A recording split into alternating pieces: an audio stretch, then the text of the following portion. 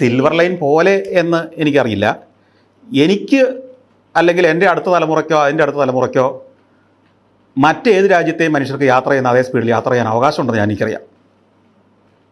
ഒരു ചൈനക്കാരന് മണിക്കൂറിൽ 400 കിലോമീറ്റർ സ്പീഡിൽ യാത്ര ചെയ്യാനുള്ള ഫെസിലിറ്റി ഉണ്ട്, അവനത് ഉപയോഗിക്കുന്നുണ്ടെങ്കിൽ എൻ്റെ മക്കൾക്കും അത് വേണം. ഇന്ത്യക്കാരനായിരുന്നു വിമാനം കണ്ടുപിടിച്ചതെങ്കിൽ അതിന് 200 കിലോമീറ്റർ സ്പീഡ് മതിയെന്ന് നിങ്ങൾ തീരുമാനിക്കുമായിരുന്നോ? ബോയിങ് വിമാനത്തിന് 800-900 കിലോമീറ്റർ സ്പീഡിൽ പറക്കുമ്പോൾ അതിൽ നിങ്ങൾ യാത്ര ചെയ്യുന്നില്ലേ? അപ്പോൾ വിമാനത്തിൻ്റെ കാര്യത്തിൽ നിങ്ങൾക്ക് എത്ര സ്പീഡായാലും കുഴപ്പമില്ല. മറ്റ് ഗതാഗത സംവിധാനത്തിന് വേണ്ടാന്ന് തീരുമാനിച്ചത് ഏത് വിദഗ്ധനാണെന്ന് എനിക്കറിഞ്ഞാൽ കൊള്ളാം. അടുത്ത വരുന്ന തലമുറകൾക്ക് 100 കിലോമീറ്റർ മതി സ്പീഡ് എന്ന് തീരുമാനിച്ച ആ ദീർഘദർശി ആരാണ്? പേര് പറയും.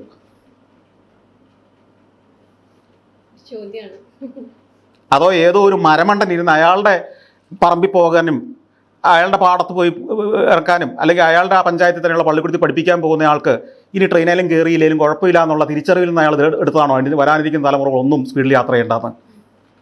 ഈ അതിനെ എതിർക്കുന്നവരുടെ ഒരു ഏജ് ഗ്രൂപ്പ് ശ്രദ്ധിച്ചാൽ തന്നെ അറിയാം. ഒരു 50+ അല്ലെങ്കിൽ 60+ ആയ ആളുകളാണ് ഈ പ്രോജക്റ്റിനെ ഏറ്റവും അധികം എതിർത്തത്. എന്നാൽ ഏറ്റവും അധികം സപ്പോർട്ട് കിട്ടുന്നത് യങ്സ്റ്റേഴ്സിനാണ്. ബിക്കോസ് ദേ ഫ്യൂച്ചറിസ്റ്റിക് ആണ് പ്രോജക്റ്റ് എന്നുള്ളത്. ഇപ്പം നിങ്ങൾക്ക് കൊച്ചിയിലെ ഇന്ത്യൻ എക്സ്പ്രസ്സിലാണ് ജോലി, നാളെ നിങ്ങളെ കോഴിക്കോട് ഇന്ത്യൻ എക്സ്പ്രസ്സിലേക്ക് ട്രാൻസ്ഫർ ചെയ്തു എന്നിരിക്കട്ടെ. നിങ്ങളിവിടെ വീടും പണിതു, നിങ്ങളുടെ കുട്ടികളെ ഇവിടെ സ്കൂളിലും ചേർത്തു, ഭർത്താവിന് ഇവിടെ തന്നെ ആണ് ജോലി.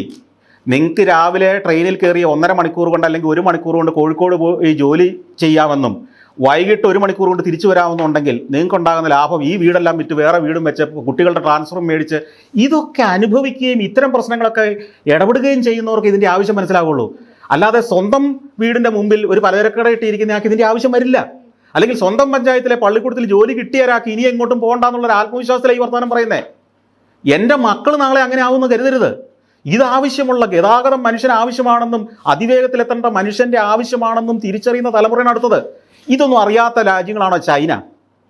അവിടെ എന്തിന് 450 കിലോമീറ്റർ പോരെ, ഇപ്പോൾ 600 കിലോമീറ്റർ ആക്കാൻ വേണ്ടി അവർ മത്സരിച്ചുകൊണ്ടിരിക്കുക. ട്രെയിനിൻ്റെ സ്പീഡ് 450 ഇപ്പോഴത്തെ സ്പീഡ്. ചൈനയായിട്ടാണ് നമ്മൾ മത്സരിക്കുന്നതെന്ന് കൂടെ ഓർക്കണം. നമ്മളുടെ വീരസിംഹം പറയുന്നതെല്ലാം ചൈനയായിട്ട് നമ്മൾ മത്സരിക്കുന്നതാണല്ലോ. ചൈനയെ നമ്മളിപ്പോൾ ഉടനെ പുറകിലാക്കുന്ന ഏത് കാര്യത്തിൽ? അവർക്ക് യാത്ര കൂടെ ചെയ്യണ്ടേ ഇനി?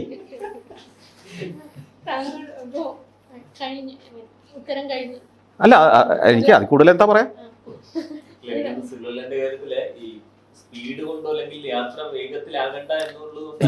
അതുകൊണ്ടാണ് ഞാൻ പറഞ്ഞത്, ഞാൻ സിൽവർ ലൈനിനോ ഗോൾഡൻ ലൈനിനോ ഒന്നുമല്ല ഞാൻ അനുകൂലിക്കുകയോ എതിർക്കുകയോ ചെയ്യുന്നത്. എനിക്ക് വേണ്ടത് സ്പീഡ് വേണം, നല്ല കംഫർട്ടബിളായ ട്രാവൽ വേണം, സുരക്ഷിതമായ ട്രാവൽ വേണം. സ്പീഡിൽ എനിക്ക് എത്തണം, എത്തിയേ പറ്റൂ. എനിക്ക് നല്ല ഇനി വരിക്കുന്ന എല്ലാ തലമുറയ്ക്കും വേണം. നിങ്ങൾക്ക് ആർക്കെങ്കിലും അതിനകത്ത് അഭിപ്രായം ഉണ്ടാകുമെന്ന് എനിക്ക് തോന്നുന്നില്ല. 1 മണിക്കൂർ കൊണ്ട് എനിക്ക് തിരുവനന്തപുരത്ത് എത്താൻ പറ്റണം, 1 മണിക്കൂർ കൊണ്ട് കൊച്ചിയിൽ നിന്ന് എനിക്ക് കോഴിക്കോട് എത്താൻ പറ്റണം, 1.5 മണിക്കൂർ കൊണ്ട് എനിക്ക് കണ്ണൂർ എത്താൻ പറ്റണം. അതാണ് ഇന്ന് ലോകത്തിൻ്റെ സ്പീഡ്.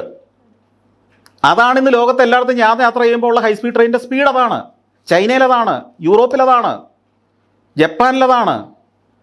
നമുക്ക് മാത്രം ഇത് വേണ്ടേ? അതെ അതെ. അല്ല, പുതിയ പ്രപ്പോസൽസ് അല്ല, പല കാര്യങ്ങളും അതിനകത്ത് ഡെവലപ്പ് ചെയ്യാൻ പ്ലാൻ ചെയ്യുന്നുണ്ട്. അപ്പോൾ അതിലെ ഈ സ്പോർട്സിലാണെങ്കിൽ എല്ലാ ഗ്രാമങ്ങളിലുമുള്ള സ്പോർട്സ് സെൻറ്ററുകൾ, ഇപ്പോൾ വില്ലേജ് സ്റ്റേഡിയങ്ങൾ, ഗ്രൗണ്ടുകൾ, അതിനിപ്പോൾ ഏതാണ്ട് 150 ഗ്രൗണ്ടുകൾ ഇപ്പോൾ തന്നെ മുഖ്യമന്ത്രി ഇനാഗുറേറ്റ് ചെയ്ത് കഴിഞ്ഞു. എല്ലാ പഞ്ചായത്തിനോടനുബന്ധിച്ച് ഫിറ്റ്നസ് സെൻറ്ററുകൾ, അതായത് പബ്ലിക് ജിമ്മുകൾ എല്ലാ പഞ്ചായത്തിലും ഉണ്ടാകണം. അതായത് ഈ സ്പോർട്സ് എന്ന് പറഞ്ഞാൽ കായിക താരങ്ങൾക്ക് വേണ്ടി മാത്രമുള്ളൊരു വകുപ്പാണ് നമ്മുടെ ധാരണ ഇരിക്കുന്നത്. അതായത് കായിക മേഖല പ്രവർത്തിക്കുന്നവർക്ക് മാത്രമാണല്ലോ സ്പോർട്സ് കൊണ്ട് സത്യത്തിൽ പ്രയോജനമുള്ളത്. ഇപ്പോൾ ഒരു ടീമിനെ നമ്മൾ ട്രെയിൻ ചെയ്യുന്നു, അവർക്ക് ഹോസ്റ്റലുകൾ പണിയുന്നു, അവരുടെ പരിശീലകരെ നിയമിക്കുന്നു, മെഡൽ കൊണ്ടുവരുമ്പോൾ അവരെ സ്വീകരിക്കുന്നു. ഇതൊക്കെയാണ് സ്പോർട്സ് വകുപ്പിൻ്റെ ജോലി എന്നുള്ളതാണ് പൊതുവെ. ഇതല്ല നമ്മൾ ഉദ്ദേശിക്കുന്ന ഫിറ്റ്നസ് ഫോർ എവരി വൺ. അതായത് നമുക്ക് എല്ലാവർക്കും നമ്മുടെ പഞ്ചായത്തിൻ്റെ ഒരു പൊതുസ്ഥലത്ത് ഒരു ഫിറ്റ്നസ് സെൻറ്റർ ഉണ്ടാവണം, പബ്ലിക് ജിം ഉണ്ടാവണം. നിങ്ങൾ നടന്നിട്ട് രാവിലെ നടക്കാൻ പോയിട്ട് അവിടെ ചെല്ലുമ്പോൾ ഒരു 15 മിനിറ്റ് നേരം നിങ്ങൾക്ക് ഈ പറഞ്ഞ ഉപകരണങ്ങളിൽ എക്സസൈസ് ചെയ്യാൻ പറ്റണം. അത് ഫ്രീ ആയിട്ട് ചെയ്യാൻ പറ്റും. എല്ലാ പഞ്ചായത്തിനും അതിനുള്ള ഫണ്ട് കൊടുക്കുന്നുണ്ട്, അല്ലെങ്കിൽ വേറെ ഫണ്ട് കൊടുക്കാനുള്ള ഏജൻസികളെ നമുക്ക് കണ്ടുപിടിക്കാൻ പറ്റുന്നുണ്ട്. അങ്ങനെ എല്ലാ പഞ്ചായത്തിലും ഫിറ്റ്നസ് സെൻ്ററുകൾ ഉണ്ടാവണം. അപ്പോൾ എന്താ സംഭവിക്കുന്നത് വെച്ച് കഴിഞ്ഞാൽ, ഇന്ന് കേരളമാണ് ഏറ്റവും കൂടുതൽ ലൈഫ് സ്റ്റൈൽ ഡിസീസ് ഉള്ള ഒരു പ്രദേശം. നമുക്ക് ഈ ഫിറ്റ്നസ് എന്ന് പറയുന്ന ഒരു കൾച്ചറും വന്നിട്ടില്ല ഇപ്പോഴും. വളരെ കുറച്ച് പേരെ രാവിലെയൊക്കെ നടക്കാൻ പോകുന്ന കാണുന്നുള്ളൂ. പക്ഷേ യൂറോപ്പിലൊക്കെ ചെന്ന് കഴിഞ്ഞാൽ, അവിടെ ഞാൻ യൂറോപ്പിനെ ഉദാഹരിക്കുക, മനുഷ്യരെല്ലാം അവരുടെ ഫിറ്റ്നസ്സിലാണ് ഫോക്കസ് ചെയ്യുന്നത്. അത് ചെറുപ്പക്കാരെന്നല്ല, ഒരു 30 വയസ്സ് കഴിഞ്ഞാൽ എല്ലാവരും എന്തെങ്കിലുമൊക്കെ കായികമായ പരിപാടികൾ അവർ ഏർപ്പെട്ടിരിക്കും. രാവിലെ എന്തെങ്കിലും നടക്കാൻ പോകും, അല്ലെങ്കിൽ ഓടാൻ പോകും, അല്ലെങ്കിൽ വീക്കെൻഡിൽ തുഴയാൻ പോകും, അല്ലെങ്കിൽ സൈക്ലിംഗ് ആയിരിക്കും, അല്ലെങ്കിൽ മലകയറ്റമായിരിക്കും. ആഴ്ചയിൽ വീക്കെൻഡ്സിലോ അല്ലെങ്കിൽ വർക്കിംഗ് ഡേയ്സിലോ എക്സസൈസോ ഫിസിക്കൽ എക്സർട്ടോ ചെയ്യാത്ത ഒരു മനുഷ്യനെ നമ്മൾ കാണില്ല സാധാരണഗതിയിൽ. എന്തെങ്കിലും വേറെ പ്രശ്നമുള്ളവരേ ഉള്ളൂ. അത് ജീവിതത്തിൻ്റെ ഒരു ഭാഗമാണ്. നമുക്കങ്ങനെ ഒരു കൾച്ചർ വന്നാൽ ഈ രോഗങ്ങളെ കുറേ നിൽക്കാം. 4500-5000 കോടി രൂപ നമ്മൾ ഈ ഹെൽത്തിന് വേണ്ടി മാത്രം ഇവിടെ വകയിരുത്തുന്നുണ്ട് ബജറ്റിൽ. അതിലെ ഒരു 1000 കോടി ഈ ഫിറ്റ്നസ്സിന് വേണ്ടി മാറ്റിവെച്ചാൽ അവിടെ ഒരു 2000 കോടി കുറയ്ക്കാം. നേരത്തെ പറഞ്ഞതിന്റെ തുടക്കത്തിൽ അതിന്റെ ഒരു കണ്ടിന്യൂഷൻ ചോദിക്കുക. പ്ലാനിംഗ് ബോർഡിൽ ഇരുന്നിട്ട് 2 വർഷമായി. സന്തോഷ് ജോർജ് കുളങ്ങരയെ വേണ്ട രീതിയിൽ ഉപയോഗിക്കുന്നതിലെ സംസ്ഥാന ഗവൺമെന്റിന് പറ്റിയില്ല എന്ന് തോന്നുന്നുണ്ടോ? എഫക്റ്റീവായിട്ട് അല്ല, എനിക്കറിയില്ല. ഇപ്പം ഞാൻ പറഞ്ഞല്ലോ, നമ്മളിപ്പം വലിയ പ്രതീക്ഷയൊക്കെ നമ്മൾ പുലർത്തുന്നതിൽ അർത്ഥമില്ലല്ലോ. ഗവൺമെൻറ് സംവിധാനത്തിന് അതിൻ്റേതായ പോരായ്മകളോ അല്ലെങ്കിൽ അതിൻ്റേതായ ഒരു സിസ്റ്റമോ കാണും. ആ സ്പീഡിലൊക്കെ അത് ചെയ്യാൻ പറ്റുള്ളൂ. അല്ലാതെ ഇപ്പോൾ എന്നെ ഉപയോഗിച്ചില്ല എന്ന് പറഞ്ഞാൽ ഞാനിപ്പോൾ അത്ര വലിയൊരു മുതലൊന്നും അല്ലല്ലോ. എൻ്റെ പരിമിതികളും ഞാൻ അറിയണം. അപ്പോൾ ഞാൻ വെക്കുന്ന ടെക്നോളജി, ഞാൻ മുമ്പോട്ട് വെക്കുന്ന ആശയങ്ങളൊക്കെ എല്ലാം 100% തികഞ്ഞതായിക്കൊള്ളണമെന്നില്ല. അത് അവർക്കും തോന്നണം അത് കൊള്ളാം എന്ന്. അല്ലാതെ ഇപ്പം ഞാൻ പറയുന്നതെല്ലാം അതുപടി അങ്ങ് നടത്തിക്കൊള്ളണമെന്നില്ലല്ലോ. അത് നമുക്ക് എല്ലാ ഭരണ സംവിധാനത്തിനെക്കുറിച്ചും അല്ലെങ്കിൽ ഗവൺമെൻറ്റിൻ്റെ ഏത് സംവിധാനത്തെക്കുറിച്ചും നമുക്ക് തോന്നുന്ന ഒരു കാര്യം അതല്ലേ. സ്പീഡ് പോരാ, അല്ലെങ്കിൽ നടപ്പാക്കുന്ന ആ ഒരു പേസ് പോരാ എന്ന് നമുക്ക് എല്ലാവർക്കും തോന്നുന്നൊരു കാര്യം. അതെനിക്കും തോന്നാറുണ്ട് എപ്പോഴും. ഇതുവരെ പുറത്ത് നിന്ന് നോക്കിയാണ് ഗവൺമെന്റ് സിസ്റ്റത്തെ കണ്ടുകൊണ്ടിരിക്കുന്നത്. ഇപ്പൊ താങ്കളുടെ സിസ്റ്റത്തിന്റെ ഭാഗമാണ് എന്ന് പൂർണ്ണമായിട്ടും പറയാറായിട്ടില്ല.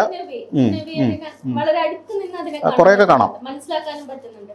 അപ്പൊ ഈ 2 വർഷം മുന്നേ ഉണ്ടായിരുന്ന ആ സിസ്റ്റത്തെ പറ്റിയുള്ള പെർസെപ്ഷനിൽ എന്തെങ്കിലും മാറ്റം വന്നിട്ടുണ്ടോ? ഇതിനകത്തെ ഒരു പ്രശ്നം, എനിക്ക് സിസ്റ്റത്തെക്കുറിച്ച് വലിയ ഇത് വന്നിട്ട് അതിനെ ഞാൻ വിലയിരുത്തിയ രീതി ഏതൊക്കെ ശരിയാണെന്ന് എനിക്ക് മനസ്സിലായി ഈ 2 വർഷം കൊണ്ട്. എന്നാൽ ഇത് പരിഷ്കരിച്ചേ പറ്റൂ എന്നുള്ള കാര്യത്തിൽ എനിക്ക് സംശയമൊന്നുമില്ല. ഇങ്ങനെ എത്ര നാൾ നമ്മൾ പോകും? പ്രശ്നം ഒരു അഡ്മിനിസ്ട്രേറ്റീവ് സിസ്റ്റം തന്നെ പൊളിച്ചെഴുതണം. ഇപ്പോൾ ഉദാഹരണം പറഞ്ഞാൽ, നമ്മുടെ സർക്കാർ ഉദ്യോഗസ്ഥർ അതിനകത്ത് ഒരു 15% ആളുകൾ എഫക്റ്റീവായാൽ അത്രയും മതി ഇപ്പോൾ ഉള്ള കേരളത്തിലെ ഭരണം നടക്കാൻ. ഇഫക്റ്റീവായിട്ട് ടെക്നോളജിയെ ആശ്രയിച്ച് ഇപ്പോൾ ഉള്ള 15% ഉദ്യോഗസ്ഥർ മര്യാദയ്ക്ക് പണിയെടുത്താൽ അത്രയും മതി നമ്മുടെ പൊതുഭരണം അല്ലെങ്കിൽ നമ്മുടെ സംവിധാനങ്ങളൊക്കെ എഫക്റ്റീവായിട്ട് നടക്കാൻ. ലോകത്ത് അത്രേ റേഷ്യോ ഉള്ളൂ. എന്നാൽ തീർച്ചയായിട്ടും കേരള ജനങ്ങളുടെ വലിയൊരു അഭിലാഷമാണ് സർക്കാർ ജോലി. അത് ഒത്തിരി കുടുംബങ്ങളെ പ്രൊട്ടക്റ്റ് ചെയ്യുന്നുണ്ട് എന്നുള്ളത് കൊണ്ട് ഇവരെല്ലാം പിരിച്ചുവിടണമെന്ന് അല്ല ഈ പറഞ്ഞതിൻ്റെ അർത്ഥം. അത്രയും കുടുംബങ്ങൾ വൃത്തിയായിട്ട് നിൽക്കട്ടെ. അല്ല, എഫക്റ്റീവ് അല്ലെന്ന് പറഞ്ഞാൽ അത്രയും ആളുകൾ മതി സത്യത്തിൽ എഫക്റ്റീവ് പ്രൊഫഷണലായിട്ടും. നിലവിൽ പലതിലും ആവശ്യത്തിലധികം ആൾക്കാരാണല്ലോ, നമുക്കറിയാമല്ലോ. അവർ പലരും ആവശ്യമില്ല സത്യത്തിൽ. പല കാര്യം, ഇപ്പം ഞാനൊരു കാര്യം ചോദിക്കട്ടെ. ഇപ്പോൾ നമ്മൾ ഇൻ്റർനാഷണൽ സ്റ്റാൻഡേർഡ്സ് ഒക്കെ എടുത്തു കഴിഞ്ഞാൽ അത് ഞാൻ കുറ്റപ്പെടുത്തില്ല. കാരണം എന്ന് വെച്ച് കഴിഞ്ഞാൽ ഇത്രയും കുടുംബങ്ങളെ അത്രയും ആളുകൾക്ക് തൊഴിൽ കൊടുക്കുന്നു എന്നുള്ളത്, അവർക്ക് വീട്ടിലേക്ക് ശമ്പളം കിട്ടുന്നു, വരുമാനം ഉണ്ടാകുന്നുള്ള ഒരു ഗുണം വശമുണ്ടല്ലോ. എന്നാൽ ഒരു ഗവൺമെൻറ് മെഷീനറിക്ക് ഇപ്പോൾ ഒരു പ്രൈവറ്റ് ഓർഗനൈസേഷനാണ് കേരളം ഭരിക്കുന്നതെങ്കിൽ ഇതിൻ്റെ 15% ആളുകളെ കൊണ്ട് കാര്യം നടത്തും. ഞങ്ങളൊക്കെ തന്നെ ഡിസ്കസ് ചെയ്യാറുള്ളതാണ്. കാരണം നമ്മുടെ റവന്യൂവിന്റെ ഒരു വലിയ സിംഹഭാവം പോകുന്നത് പെൻഷനും ശമ്പളവും. അതെ, അത്രയേറെ എംപ്ലോയീസിനെ തിരിപ്പോറ്റേണ്ട ആവശ്യമുണ്ട്? ഒരാവശ്യമില്ല. അതാ ഞാൻ പറഞ്ഞത്. ഇപ്പോൾ കേരള ഭരണം ഇഫക്റ്റീവായിട്ട് നടത്താൻ നമ്മൾ വേറെ ഏതെങ്കിലും ഒരു പ്രൈവറ്റ് ഏജൻസിയെ ഏൽപ്പിച്ചിരുന്നെങ്കിൽ അവർ ഭംഗിയായിട്ട് ഇപ്പോൾ ഉള്ള 15% ആളുകളെ വെച്ചിട്ട് കേരള ഭരണം ഇതിനേക്കാൾ ഭംഗിയായിട്ട് നടത്തും. അല്ല, മുഖ്യമന്ത്രിക്കൊന്നും ചെയ്യാൻ പറ്റില്ല. കാരണം ഒന്ന്, ഇതിൻ്റെ സംഘടനാബലം ഭയങ്കരമാണ്, അതിശക്തമാണ്. അറിയാമല്ലോ, സർക്കാർ ഉദ്യോഗസ്ഥരുടെ ഒക്കെ ആ സംഘടനാബലവും അത് രാഷ്ട്രീയ പാർട്ടികളിലുള്ള സ്വാധീനവും ഒക്കെ ചെറുതല്ല. അത് ഒരു പഞ്ചിങ് നടപ്പാക്കാൻ നോക്കിയിട്ട്, ഇപ്പോൾ ബയോമെട്രിക് സിസ്റ്റം കൊണ്ടുവരാൻ നോക്കിയിട്ട് ഇന്നും അവസാനത്തെ ഒരു ഉത്തരവ് ഇറങ്ങിയിട്ടുണ്ടോ അല്ലേ? ഇന്നലെ. യെസ്. അപ്പം ഞാൻ പറഞ്ഞത്, ഈ പഞ്ചിങ് എന്ന് പറഞ്ഞാൽ അതിലത്തെ ബേസിക് കാര്യമല്ലേ. അറ്റൻഡൻസ് സമയത്ത് കയറണോ എന്നല്ലേ ഈ പറഞ്ഞതിൻ്റെ അർത്ഥമുള്ളൂ.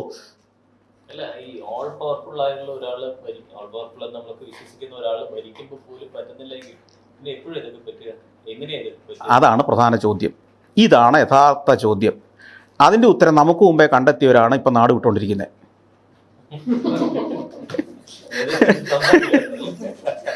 നമ്മുടെ മക്കൾക്ക് നമ്മളെക്കാൾ ബുദ്ധിയുണ്ടെന്നുള്ളത് ഇപ്പം മനസ്സിലായില്ലേ? കഴിഞ്ഞ 2-3 കൊല്ലമായിട്ട് എത്ര ആളുകളാണ് കയറിപ്പോകുന്നത് ഓരോ വർഷവും. എനിക്ക് തോന്നുന്നു നിങ്ങളുടെ പത്രങ്ങളിൽ പോലും പരസ്യങ്ങൾ വരുന്ന ഏറ്റവും കൂടുതൽ ഈ ഓവർസീസ് എഡ്യൂക്കേഷൻ്റെ ആയിരിക്കുമല്ലോ.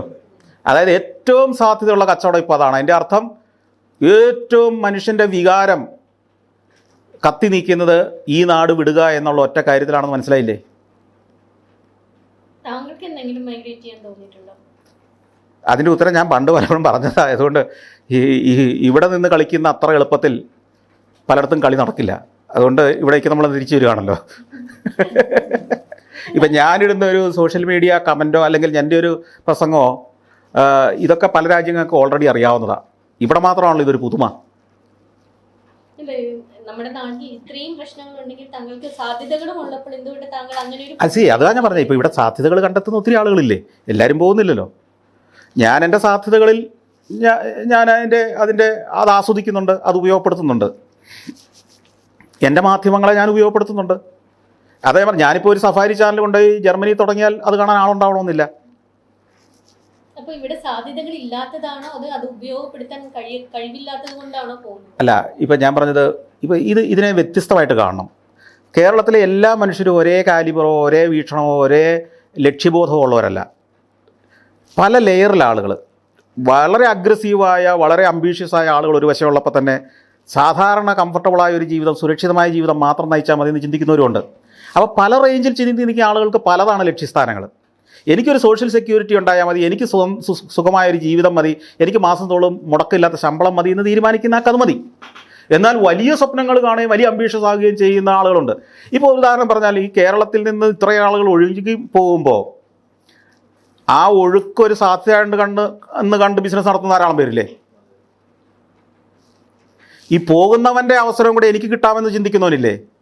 അപ്പോൾ സമൂഹത്തിൽ എല്ലാത്തരം ആളുകളുമുണ്ട്. അതിൽ നിങ്ങളുടെ ആറ്റിറ്റ്യൂഡ് എന്താണെന്നതിനെ ആശ്രയിച്ചിരിക്കും ഈ പറഞ്ഞ തീരുമാനം നിങ്ങൾ എടുക്കുന്നത്.